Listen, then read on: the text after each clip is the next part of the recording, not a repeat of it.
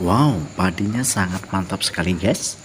Sangat tebat sekali, kemudian jarang yang terkena lembing, jarang terkena penggerek batang, walang sangit.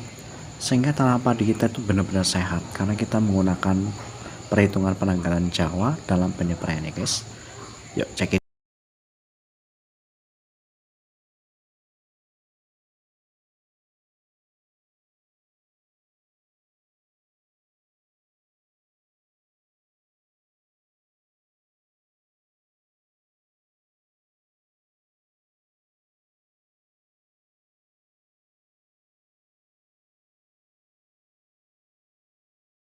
Hello guys, welcome back again to my channel Intanikon 100.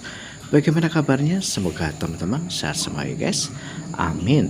Saat ini kita membahas tentang 4 tanggal kalender Jawa petani wajib menyeprai padinya agar bebas hama ya.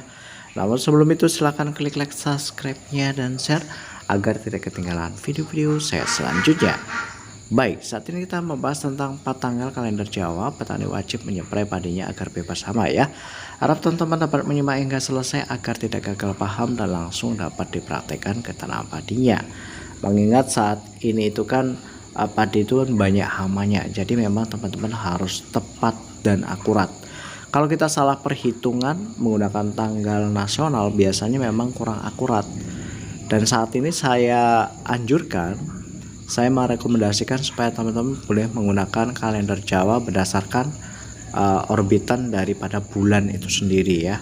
Jadi biasanya kalau terang bulan itu kan banyak hama sakit penyakit. Nah, pada saat itu kita harus pelajari betul-betul bagaimana siklus hidup daripada hama pada tanam padi kita. Saat ini sebagai contohnya ini adalah penggerek batang ya. Saya anjurkan supaya tanggal 1 kalender Jawa teman-teman boleh melakukan penyepraian terhadap padinya ya, untuk menyeprai seperti penggerek batang, kemudian seperti hama wereng. Teman-teman boleh rolling atau mix antara abamectin dengan plenum misalnya. Plenum itu kan untuk mengatasi walang sangitnya, werengnya dan lembingnya, kemudian abamectinnya untuk mengatasi penggerek batangnya. Kenapa tanggal 1? Karena tanggal 1 itu kan kaper masih banyak sekali ya yang menyerang pada tanam padi kita, dan usia kaper itu biasanya mencapai 5 hingga 10 hari. Jadi pada saat kaper itu terbang-terbang, teman-teman harus cepat lakukan penyepraian itu. Kemudian menggunakan pembeku telur ya.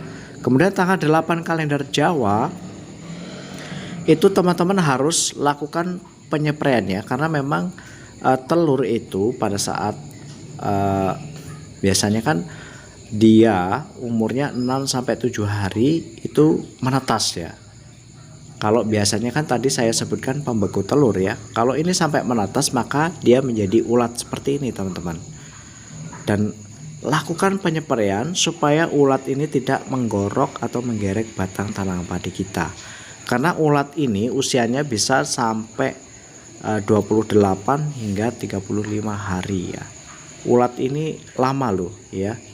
Jadi masa hidupnya itu bisa mencapai 28 hingga 35 hari. Jadi harus lakukan penyepraian dengan insektisida agar ulat ini dapat kita basmi dan tidak menggorok batang tanaman padi kita ya. Jadi tanggal 15 kalender Jawa itu teman-teman harus lakukan penyepraian. Pada saat terang bulan itu biasanya ulat kemudian kapernya itu banyak yang menyerang tanam padi kita, sehingga kita harus melakukan penyepraian pada tanggal 15 kalender Jawa.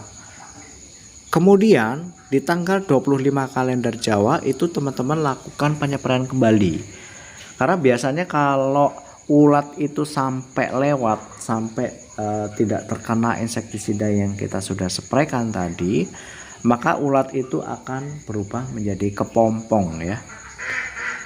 Nah, ulat akan menjadi kepompong. Di sini nanti siklus hidupnya itu akan menjadi kaper kembali. Biasanya usianya itu sampai 6 hingga 23 hari. Ya, 6 itu langsung jadi kaper bisa, kemudian 23 hari juga bisa itu. Jadi masa-masa jadi kepompong ini ya termasuk lama. Jadi memang harus cepat kita antisipasi supaya kepompong itu tidak menjadi kapar kembali dan tidak merusak tanaman padi kita. Seperti itu. Oke guys, semoga bermanfaat. Jangan lupa klik like, subscribe-nya, dan share agar tidak ketinggalan video-video saya selanjutnya. Thank you for watching and see you next time.